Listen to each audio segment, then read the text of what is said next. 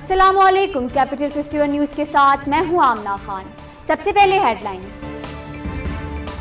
Supreme court نے opposition leader Shahbaz شریف کو بیرون ملک جانے سے روکنے کے لیے وفاقی حکومت کی اپیل کو ابتدائی سماعت کے لیے منظور کر لیا۔ دوران سماعت اٹارنی جنرل نے کہا کہ مسئلہ کسی کے بیرون ملک جانے کا نہیں، عدالتی طریقہ کار کا ہے۔ جس رفتار سے عدالت لگی اور حکم پر امر دلامت کا کہا گیا وہ قابل تشویش ہے۔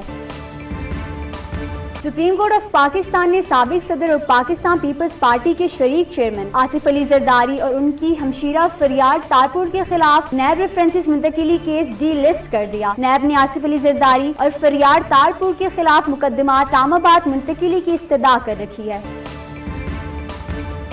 خیبر پختونخوا کے 21 اضلاع اور پنجاب میں حافظ آباد، چونیا، وہاڑی اور دیگر شہروں میں کورونا کے کیسز میں کمی کے بعد تعلیمی سلسلہ بحال ہو گیا۔ ان علاقوں میں تعلیمی ادارے کھل گئے۔ صوبائی محکمہ تعلیم کے مطابق ان علاقوں میں کورونا مثبت کیس کی شرح 5% سے کم ہے۔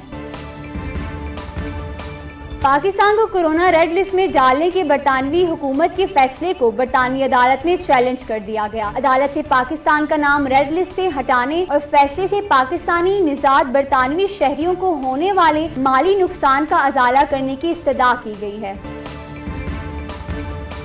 خیبر پختونخوا اسمبلی میں فلسطینیوں پر اسرائیلی مظالم کے خلاف قرارداد متفقہ طور پر منظور کر لی گئی۔ اسمبلی میں قرارداد حکومت اور اپوزیشن نے متفقہ طور پر پیش کی، جس میں کہا گیا کہ اسرائیل نے حالیہ دنوں میں 240 فلسطینیوں کو بے دردی سے شہید کیا۔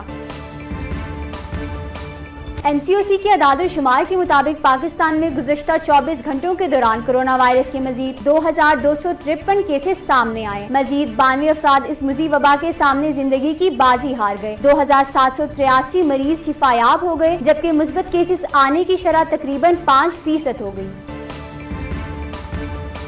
کراچی کے علاقے شریف آباد میں کورونا وائرس کے باعث آئندہ پابندی کے باوجود شادی کی تقریب منعقد کرنے پر دلہن کے بھائی سمیت 3 افراد کو گرفتار کر لیا گیا۔ دلہن والوں نے تقریب میں 200 کے قریب افراد کا انتظام کیا تھا۔ مزید خبروں اور اپڈیٹس کے لیے دیکھتے رہیے کیپٹل 51 نیوز۔